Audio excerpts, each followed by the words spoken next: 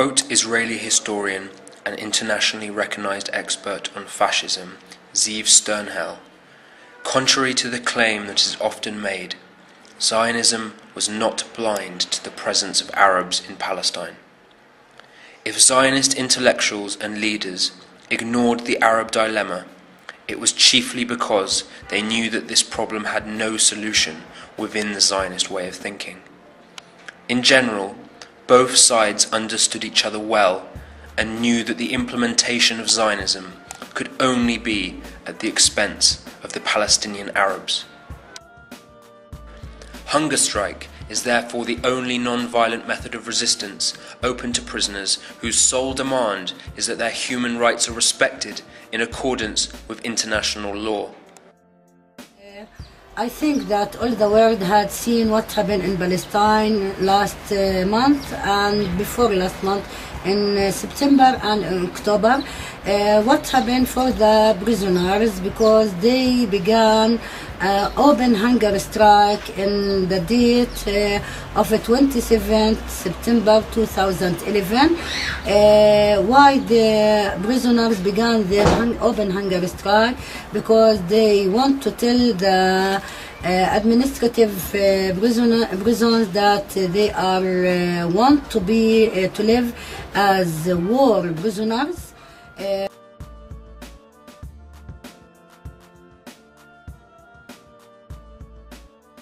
Zionist movement could only choose between two strategic options to achieve its goal of the ethnic cleansing of Palestine.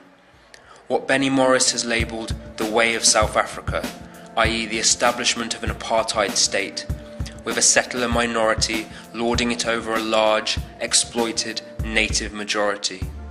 Or the way of transfer, to create a homogeneous Jewish state, or at the least a state with an overwhelming Jewish majority, by moving or transferring all or most of the Arabs out.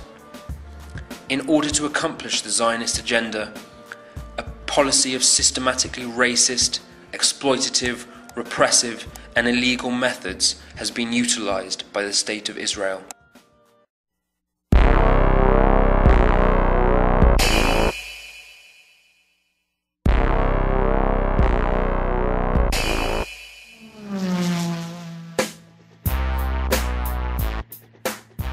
Kader Anan is a baker, shopkeeper, student and father from Araba, near Jenin in the occupied West Bank. He was violently arrested by the Israeli occupying forces in December 2011. He was taken from his home in the middle of the night, during and after which he was subjected to brutal beatings, systematic humiliation and interrogation. He began refusing food immediately after his arrest, launching a hunger strike to protest administrative detention practices and his illegal and indefinite imprisonment. In another well-publicized case, Hannah al-Shalabi spent 2 years in Israeli administrative detention before being freed as part of the Gilad Shalit prisoner swap in 2011. However, she was violently abducted from her home in the occupied West Bank village of Burin and rearrested in February 2012. Again imprisoned without charge or trial. She began a hunger strike soon after her arrest and went without food for a little over 40 days before being finally offered a deal for her release. The conditions of her release, however, prohibit her from returning to her home for 3 years, in which time she must remain in the occupied Gaza Strip, far from her family, friends and the familiar surroundings of her childhood. Speak about the prisoner in person, Israeli person, why they refuse to eat anything. You know, we have a big problem for the prisoner inside Israel. Human rights, they send a report about the prisoner. The prisoner feeling like the policemen do it with him like animals. No justice. Some prisoners very sick. Some prisoners have a problem in his heart, in his legs, in his eye. He doesn't take him to the doctor. Only the hospital in person, his name is Al-Ramla Hospital. It's a very bad hospital. It's not good for the animal, nothing for the prisoner.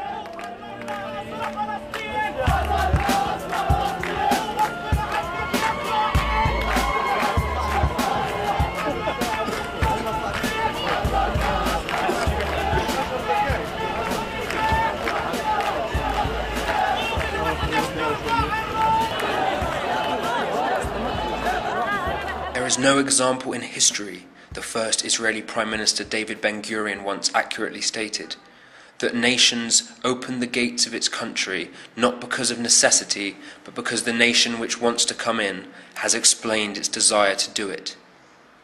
This succinct narrative framing of the Israeli occupation of Palestine helps us understand the root cause of the problem that this film seeks to address. Adnan's hunger strike focused international attention on administrative detention and sparked demonstrations across Palestine and the world.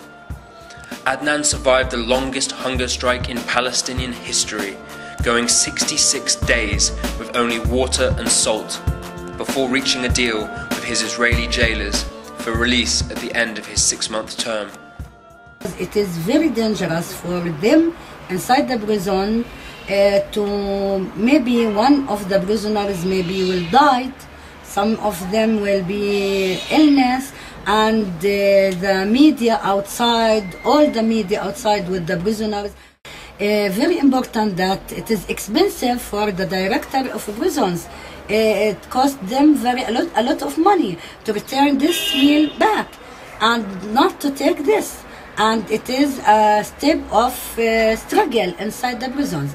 And then when all of them began to join the others, it is very dangerous inside the prisons.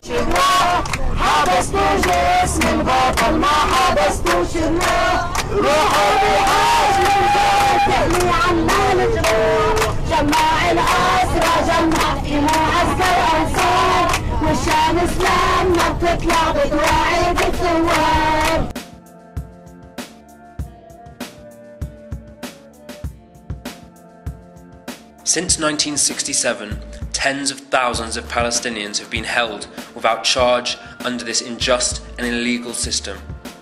Qadar Annan and Hannah Shalabi are just two such cases, with over 300 Palestinians currently held under administrative detention by the Israeli authorities. Of those currently held, 24 are elected representatives of the Palestinian Legislative Council. One man has been held for over 5 years under this system.